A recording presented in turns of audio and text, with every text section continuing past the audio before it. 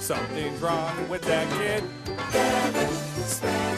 His head don't work, it never did.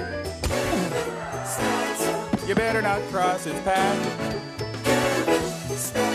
He's a chain-smoking alcoholic sociopath.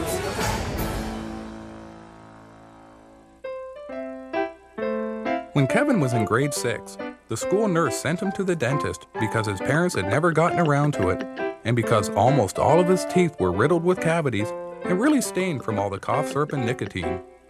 Mr. Spencer! Kevin thought the dental hygienist was prettier than all the prostitutes his dad had ever brought home put together. Hop on up here, sport, and Dr. Melthorpe will be in to see you shortly. Kevin's parents had never read to him or put puzzles together with him or anything else that required Kevin to concentrate much. So after about a minute, Kevin got real bored because he had no attention span. Kevin thought there were a lot of really neat-looking things in the room. He decided to steal what he could and play with the rest of it.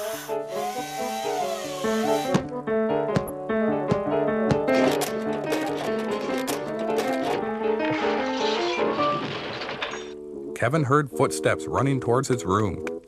He wasn't done stealing stuff yet, so he figured he'd better hop back in the chair so he wouldn't get caught. Is everything all right in here, Kevin? Now, you be a good boy and stay in the chair, and don't touch anything. Some of the equipment in here can be very dangerous. Hey, Psycho! Even if you were older, she'd never go out with you. I'll bet she's laughing at you right now because she thinks you're afraid of all the dangerous stuff. If you want her to respect you, go figure out what that mask is for. Kevin wasn't so sure that was a good idea. The hygienist had looked pretty serious. Come on, boy! What the hell has she ever done for you? Please, Kevin, go try on the mask for me. Please. Come to think of it, thought Kevin, she never had done jack squat for him. Damn straight. Now come on, let you me get it on, crazy man. The mask was hooked up to a big canister of laughing gas. The gas made Kevin feel real lightheaded, but because he was a sociopath who was born without the ability to feel emotion, Kevin didn't even break a smile. Alan sure had a good time, though.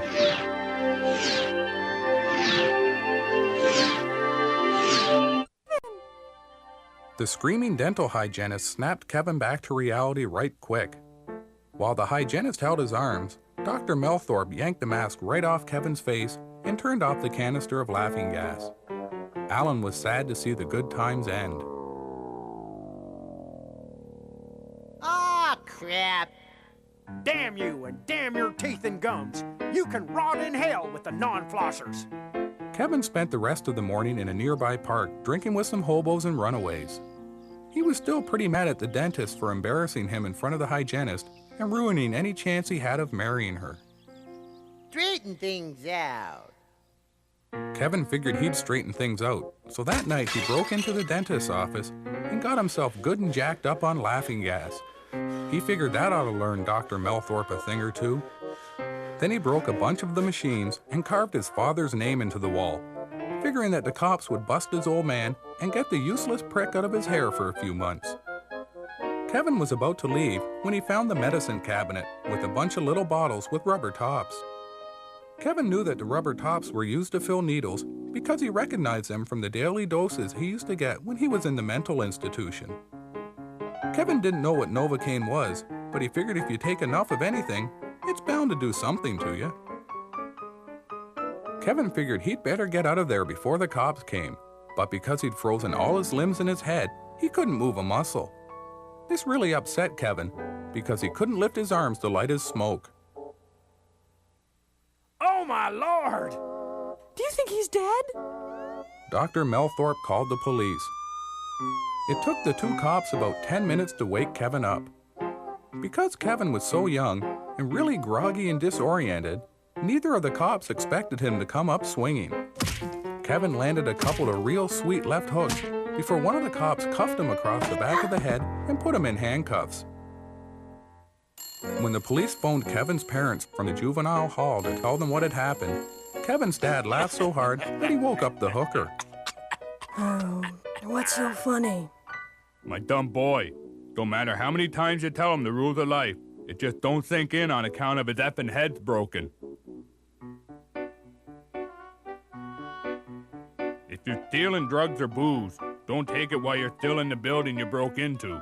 Go find a park or something.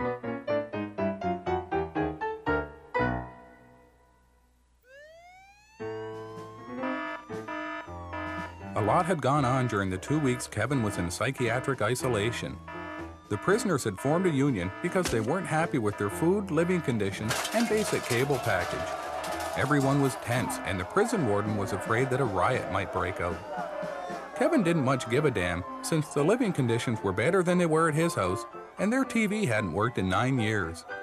But Kevin went along with everyone because he wanted to fit in, and because the whole riot idea sounded like fun. Everyone shut the damn well up, or I'll gut stab you with my shiv. We're here to elect a union president. I nominate Slappy Bigelow.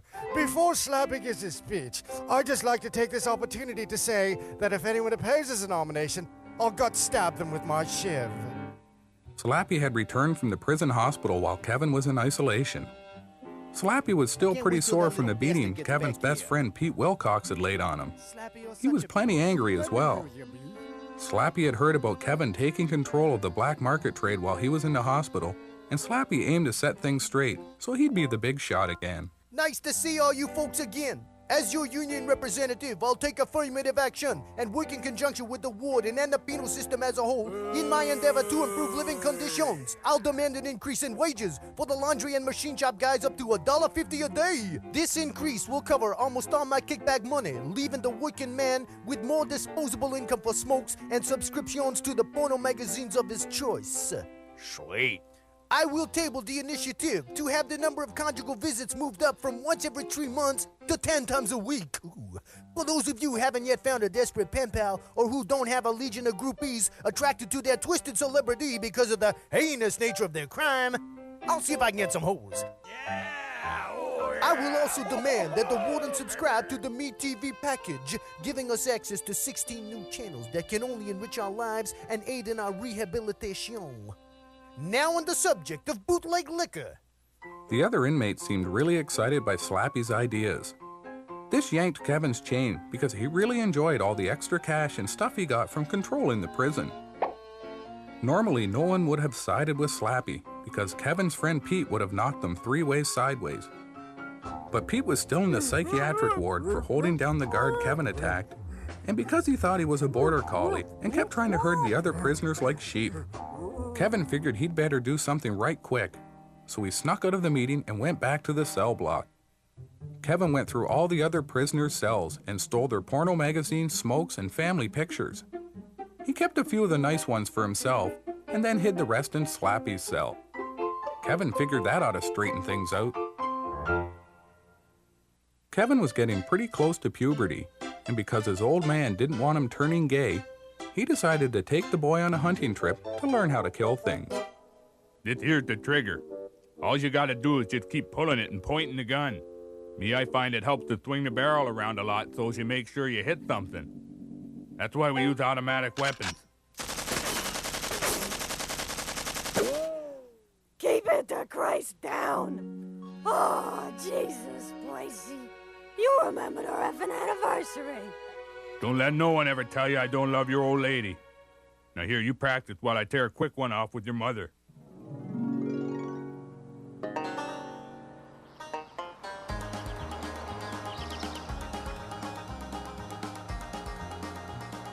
Top me up, Bill. Geez, we ought to do this more than once a year. Guns, booze, and no bras. You tell me this ain't the high life, and I'll kick your ass clean off. Top me up, Bill. Effing you, I cut me off.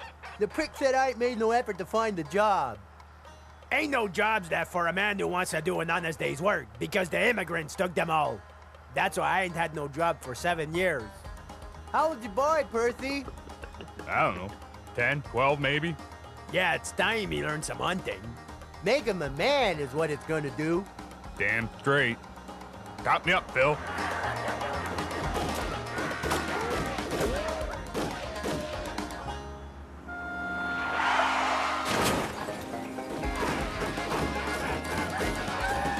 Nice shot, Phil. All right, boy. The first thing you do whenever you go hunting is sleep off all the booze you drank driving up to camp. See you in the morning.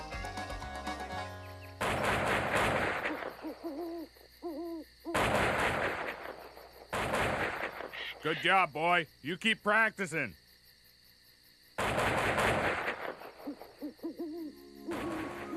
Kevin had stayed awake all night because he was scared by all the strange new sounds around him, and because every couple of hours, one of his dad's friends would wake up to go to the bathroom and fire off a few rounds just for kicks. Kevin's dad and his friends woke up just before noon and settled in to have a big breakfast and some Boilermakers just to take the edge off. Kevin was pretty excited.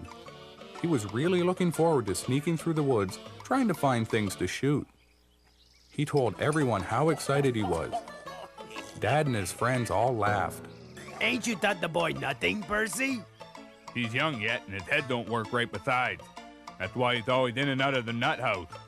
Good thing you brought him along so we can learn him a thing or two. Make sure the boy grows up normal.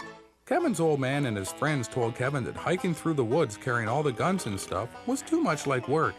And if they wanted to work, then they'd have jobs. Trick is to let the animals do the work for you. That's what separates us from them. We're smart. Phil and Charlie set up 4 lawn chairs in front of the cabin while Kevin's dad moved the fridge outside so they wouldn't have to get up for more beer. Deers like salt, so the trick is to make a really big pile that they can't resist. If all you gotta do is sit in the chair and wait for them to come, you can get a lot more drinking done than if you had to go through the woods and try and find them. Look at this, boy. Watch how high Phil can jump. Mind you don't break my beer, you stupid dinks! It was almost 4 in the afternoon and not a single deer had shown up. Kevin was pretty disappointed. The other guys didn't seem to mind as much, but Kevin figured that was because they'd been hunting plenty of times before and were used to it, and because they were all so loaded that they'd pretty much forgotten why they were there anyway. Hey, Percy! $10 says you can shoot the side mirror of the car. Good thing the car's stolen. I'd hate like hell for that to be mine. Don't look like no deer are coming. Let's go into town and get some prostitutes. Kevin's dad said he'd have to stay behind because he was just a kid and because he only had enough money for one hooker. Kevin had nothing else to do, so he decided to have a few drinks and practice his marksmanship. But pretty soon he got bored shooting stuff that didn't move. Ostriches are your dad's favorite animal. Kevin figured he'd straighten things out right quick, so he hitchhiked 70 miles to explore Ed's Safari World and whacked an ostrich in only 47 shots. Kevin figured he could have it stuffed and give it to his dad for Father's Day.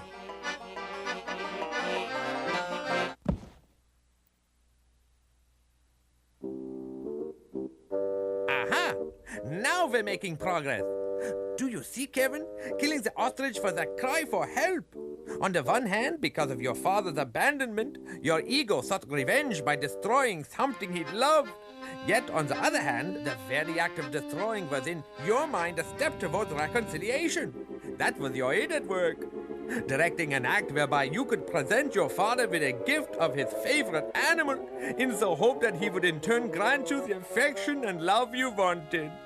Mr. Franklin sure liked to use a lot of big words. Kevin wasn't very good with big words, so instead of paying attention, Kevin just nodded his head up and down like he was listening and thought about all the good times he was going to have when he got out of prison.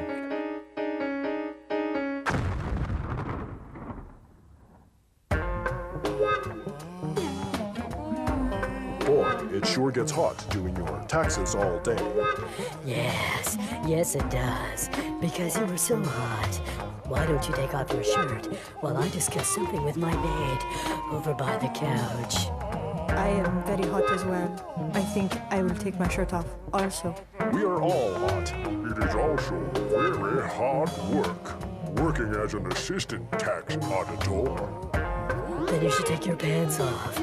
I will take mine off as well, so you won't feel uncomfortable. I think that will make me hotter. Because Kevin liked the fictional world in his head a whole lot more than reality, he figured he was real lucky to be doing 25 to life, because that left him plenty of thinking time.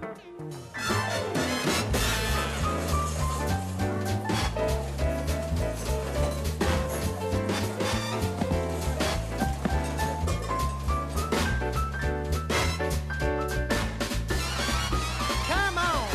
Daddy needs a new carton of smokes. Peg him in the head, you dumb bastard! Peg him in the head! Chickens are so stupid!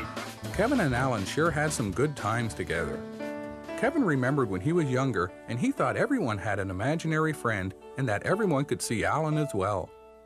He also remembered the day he learned that wasn't true, and that his brain didn't work like the other kids' brains did.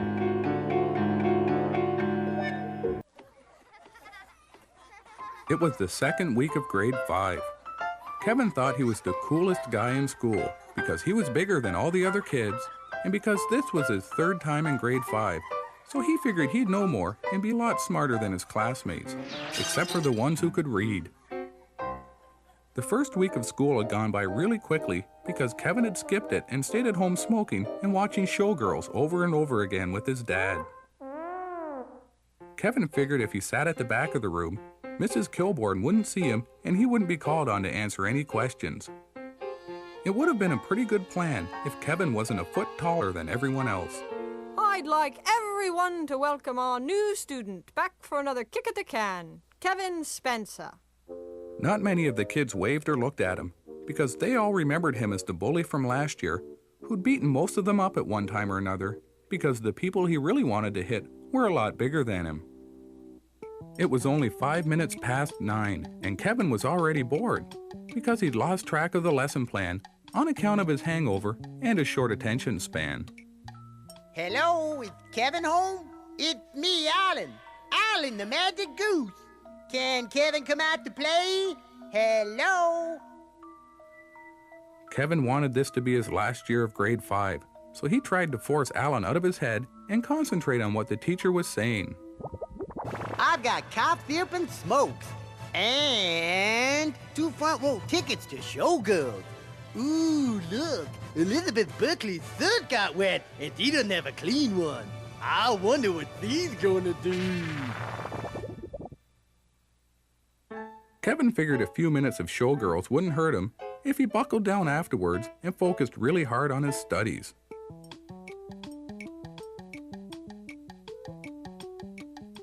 That's it for today, kids. Remember your homework. Neatness counts. Also, the 3 students whose turn it is for show and tell tomorrow are Debbie Murphy, John Brooks, and Kevin Spencer. Kevin had forgotten all about show and tell, just like he had the last 2 years. That night at the dinner table, he asked his parents if they had any ideas about what he could bring.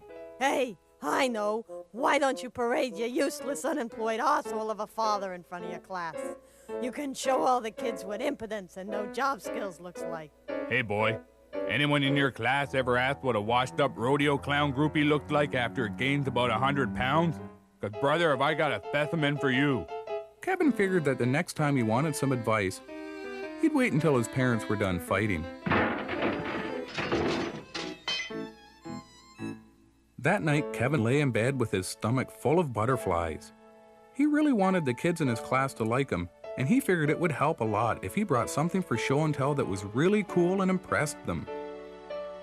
It was a little after 2 in the morning when it came to him. Kevin had thought of the perfect thing to bring. He slept really soundly for the rest of the night.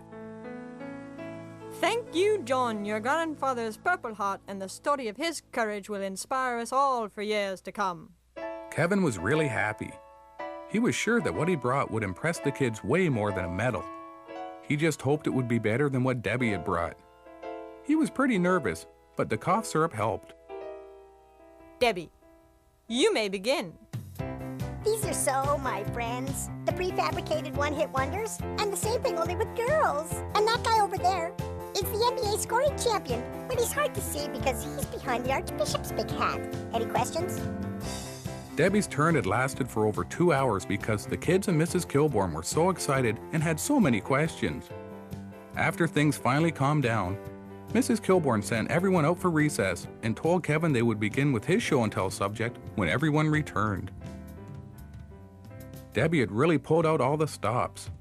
Kevin was really nervous, so during recess he knocked back half a bottle of prescription cough syrup and killed a few smokes just to take the edge off. By the time everyone returned to class, Kevin was pretty loaded and he was feeling real confident. Kevin, you may begin.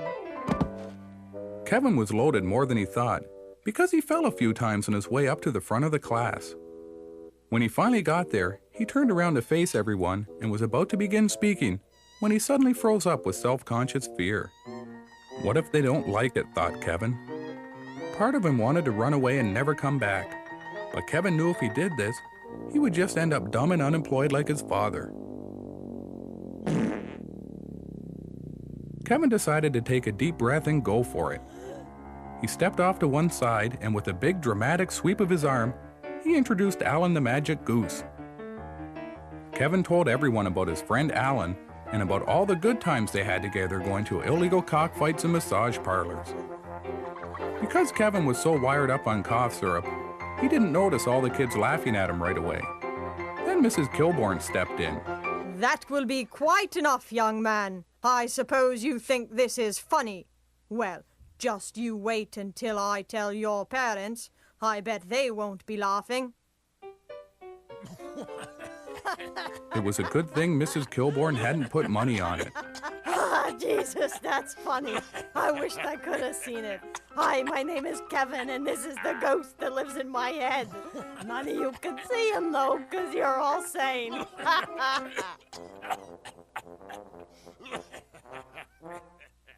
His head's broken. Has been since he come out. I really don't think your attitude is helping matters. Look at me, everybody. I'm the magic goose. Kevin sure didn't like the way all his classmates and parents had laughed at him, so he decided that he'd slash all the tires on Mrs. Kilbourne's car because she was the one who made him do show and tell. Kevin figured that ought to straighten things out.